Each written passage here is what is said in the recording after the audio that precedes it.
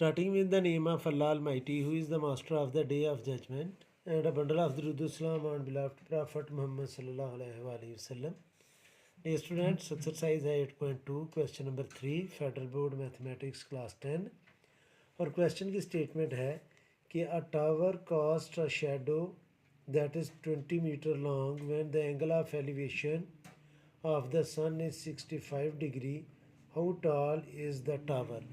Students, ये suppose करें कि ये एक टावर है और इसका जो शेडो है वो हमारा ये शेडो उसका ग्राउंड पर बनेगा और शेडो है उसका 20 मीटर और एंगल ऑफ एलिवेशन जो बन रहा है ये एंगल ऑफ एलिवेशन है और ये है 65 डिग्री और आपने फाइंड करना है कि इस टावर की हाइट क्या है और उसको हम सपोज कर लेते हैं कि वो एक्स है और टावर का और ग्राउंड का जो एंगल है वो स्टूडेंट्स बनेगा 90 डिग्री। मैं फिर एक्सप्लेन करता हूँ।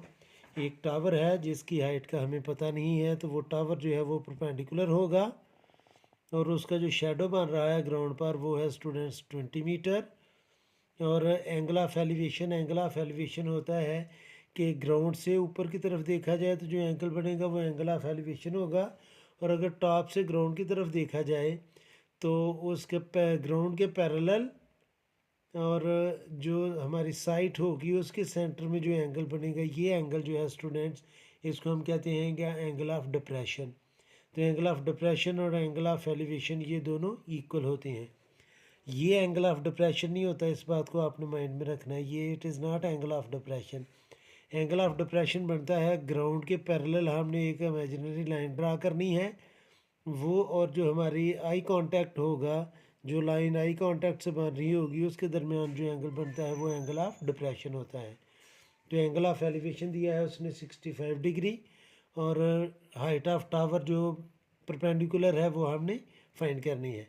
तो ये पहले आपने डायग्राम बनाना ही है फिर आपने इसको एक्सप्लेन करने तो हम इसको नेम दे देते हैं ट्रायंगल को ABC। तो AB जो है वो शेडो है, शेडो और इसका नेम हमने रखा है AB। ये है स्टूडेंट्स 20 मीटर और हाइट जो है टावर की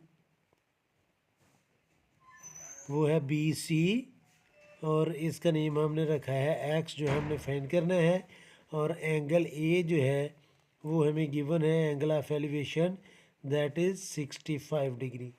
अब स्टूडेंट्स आपने नोट करना है कि हम कौन सी ट्रिग्नोमेट्रिक रेशियो अप्लाई करें कि हमारे पास एंगल है, बेस है और परपेंडिकुलर हमने फाइंड करना है।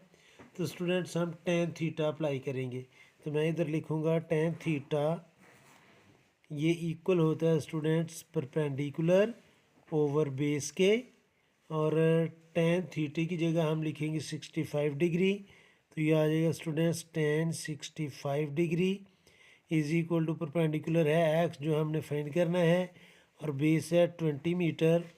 तो स्टूडेंट्स 20 मीटर जो है वो एक्स को डिवाइड कर रहा है। जब हम लेफ़्ट साइड पर इसे ट्रांसफ़र करेंगे तो ये मल्टीप्लाई करेगा और हम इसको लिखेंगे tan 65 degree multiply by 20 metre is equal to x. तो अब आप कैलकुलेटर यूज़ करें, डायरेक्ट ये वैल्यूज़ लिख लें। कैसे वो मैं आपको बताने लगा हूँ।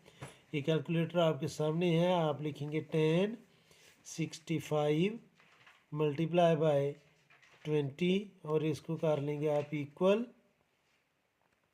तो इसका आंसर आ जाएगा स्टूडेंट्स 42.9। तो इसका आंसर है students 42.9 metre is equal to x और एक्स जो है वो अमूमन हम लेफ़्ट साइड पर लिखते हैं अननोन।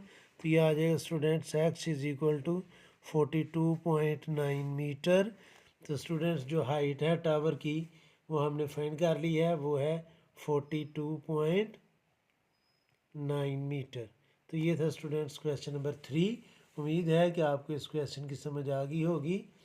फिर भी अगर कोई कन्फ्यूजन हुई तो आप कमेंट बॉक्स में ज़रूर कमेंट्स कीजिएगा। कोशिश करूँगा कि जल्द से जल्द आपको रिप्लाई करूँ और हर में हमेशा की तरह अल्लाह से दुआ करूँगा कि आप सब हमेशा खुश रहें और ज़िंदगी के हर मैदान में कामयाब हूँ। आमीन। अल्लाह हाफिज़।